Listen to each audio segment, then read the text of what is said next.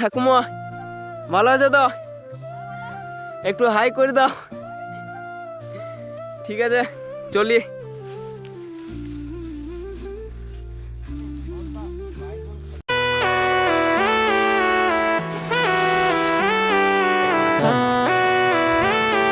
মাটির গন্ধে ভরা গ্রামের গল্পে সেরা। তো বন্ধুরা, আশা করি তোমরা সবাই ভালো আছো আর আমার ইউটিউব চ্যানেলে সবাইকে স্বাগত।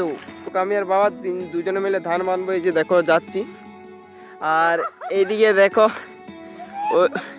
ওই যে দেখো একটা ঠাকুমা পালং বাড়িতে যেমন কাজ করছে। আমরা চাষিবাসী মানুষ, তো আমাদের ঘরে ছেলে হোক আর মেয়ে হোক সবাই একসঙ্গে কাজ করি। আর ওইদিকে আমার ঠাকুমা বলছে আমাকে একটু ভালো করে দেখাও। অনেকদিন ধরে তো ভিডিও করছে, আমাকে একদিনও ভালো করে দেখালে নাই। যাই হোক ঠাকুমা ভালো আছে তো? একটু হাই করে দাও। ঠিক আছে চলি। তো বন্ধুরা চলো, আমি আমার মেজাজে আমার কাজে চলি, এগোই।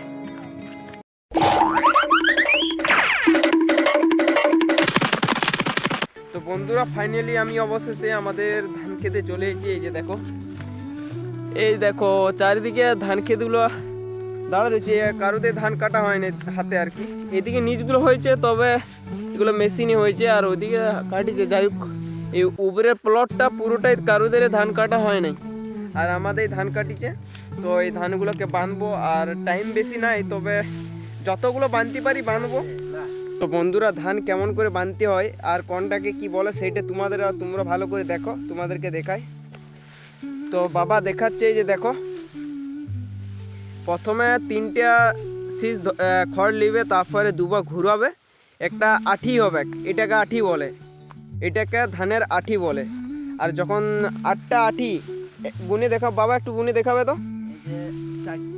ওইদিকে 4টে আঠি আছে, টোটাল 8টা আঠি আছে। এই 8টা আঠিতে কি হবে জানো? 8টা আঠিতে হয় একটা তাড়ি, বুঝলে? তো এখন তাড়ি কেমন করে বাঁধতে হয় সেটা তোমাদেরকে বাবা দেখাচ্ছে, দেখো।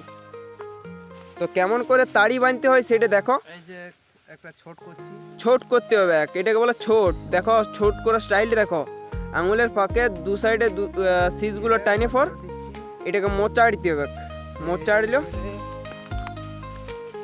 তারপর এমনি করে দেখো, হ্যাঁ, এটাকে বলছে তাড়ি বাঁধা। তো তাড়ি কেমন করে বাঁধতে হয় দেখলে তো?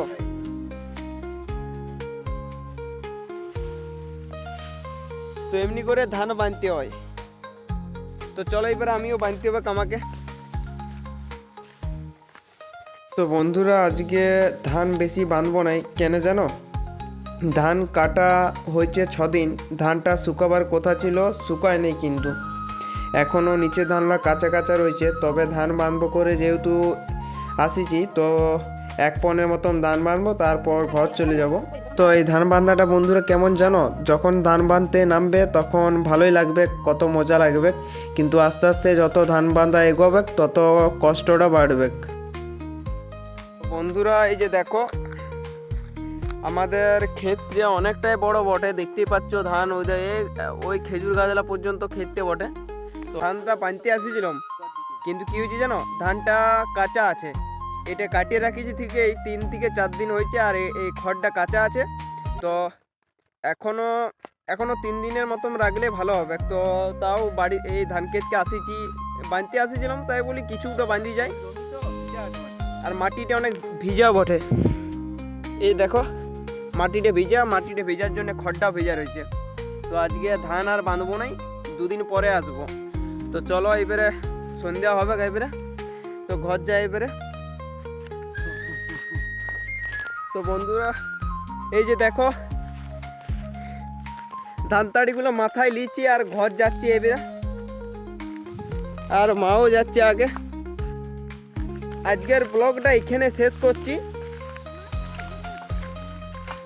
তোমরা যদি আমার মতো চাষি ছেলেদের জীবনটা ভালো লাগে, আমার যদি ব্লগগুলো ভালো লাগে, চাষবাসের ব্লগ, আমার গ্রামটা সম্পর্কে দেখায়, হালকা হালকা একটু মজা সজা করি ভিডিওর মাধ্যমে।